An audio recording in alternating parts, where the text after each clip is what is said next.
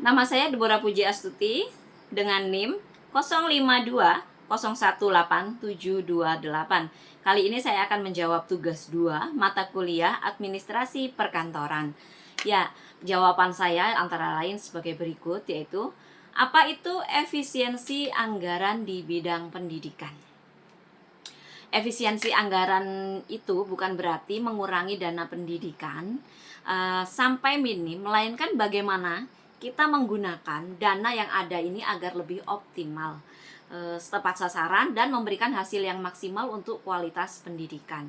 Ini tentang mendapatkan nilai terbaik dari setiap rupiah yang dikeluarkan. Dampak positif efisiensi anggaran jika dilakukan dengan benar, diantaranya yaitu dilakukan dengan strategi yang tepat, yaitu ada 3 dampak positif utama. Yang pertama, dana lebih fokus pada kualitas inti.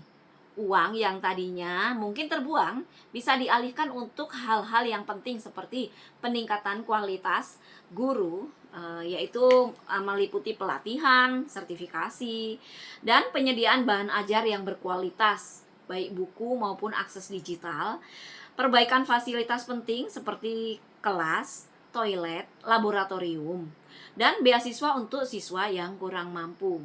Contoh, daripada membeli spanduk mahal, dananya bisa dialihkan untuk membeli proyektor dan komputer kelas. Lalu dampak positif yang kedua dari efisiensi anggaran ini tadi, dapat meningkatkan akuntabilitas dan transparansi. Setiap pengeluaran harus jelas dan bisa dipertanggungjawabkan. Ini mendorong pencatatan keuangan yang rapi dan pelaporan yang lebih terbuka kepada publik. Manfaatnya, potensi korupsi menjadi berkurang, masyarakat menjadi lebih percaya, dan mereka lebih tahu akhirnya bahwa uang yang mereka bayarkan melalui pajak itu digunakan untuk apa saja. Selanjutnya, ini contohnya yaitu semua transaksi pengadaan sekolah ini dicatat dalam sistem online yang bisa lebih mudah untuk diaudit. Selanjutnya, manfaat yang ketiga, dampak positif yang ketiga, dapat mendorong inovasi dan kreativitas. Keterbatasan dana akibat efisiensi ini bisa memaksa sekolah mencari cara baru yang lebih cerdas dan hemat untuk mencapai tujuan pendidikan. Kemudian contohnya ini ya, pemanfaatan teknologi seperti langganan e-book atau platform belajar online daripada harus membeli buku secara fisik. Kemudian kolaborasi, kerjasama dengan universitas untuk meningkatkan atau memanfaatkan fasilitas laboratorium. Kemudian pengembangan SDM internal, guru melatih guru lain. Jadi bukan harus selalu mengundang narasumber dengan biaya yang mahal dari tempat lain, dari luar.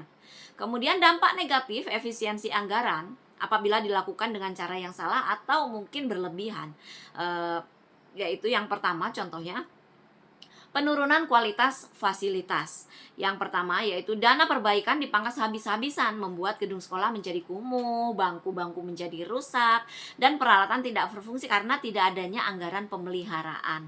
Dan lingkungan sekolah menjadi tidak nyaman. Contohnya ini ya, anggaran perbaikan atap bocor ini dipangkas, sehingga kelas bisa jadi kebocoran atau kebanjiran ketika hujan turun. Yang kedua, kualitas guru menjadi sulit berkembang. Dana untuk pelatihan guru dipangkas, membuat guru ketinggalan informasi dan metode mengajar yang terbaru. Ini berdampak langsung pada kualitas materi yang diberikan kepada siswa didiknya. Contohnya, guru ini tidak bisa mengikuti pelatihan karena dampak pemangkasan efisiensi anggaran tersebut. Yang ketiga, keterbatasan akses bahan ajar dan teknologi. Sekolah menjadi kekurangan buku, akses internet cepat, atau alat peraga modern, sehingga siswa menjadi kurang terpapar informasi dan teknologi, membuat mereka menjadi tertinggal. Contoh, perpustakaan sekolah tidak bisa membeli buku baru atau komputer baru untuk siswanya. Yang keempat, terhambatnya inovasi dan ekstrakurikuler. Program inovatif, misalnya klub robotik dan kegiatan ekstrakurikuler sering menjadi korban pemotongan anggaran. Padahal ini penting untuk mengembangkan bakat dan soft skill siswa. Contoh, klub sains tidak bisa ikut kompetisi karena tidak ada dana transportasi atau bahan percobaan yang digunakan oleh mereka. Jadi kesimpulannya, efisiensi anggaran di sektor pendidikan ini sangat penting dan bisa berdampak positif jika dilakukan dengan perencanaan yang matang, fokus pada prioritas utama dan menjunjung tinggi akuntabilitas. Ini akan mengarah pada penggunaan dana yang lebih cerdas dan hasil yang lebih baik. Namun, kita harus sangat berhati-hati agar efisiensi ini tidak menjadi bumerang.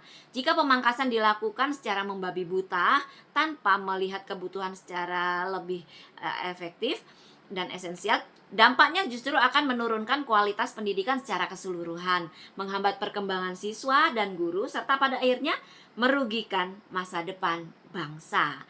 Kuncinya adalah keseimbangan dan kebijaksanaan dalam mengelola setiap rupiah untuk pendidikan.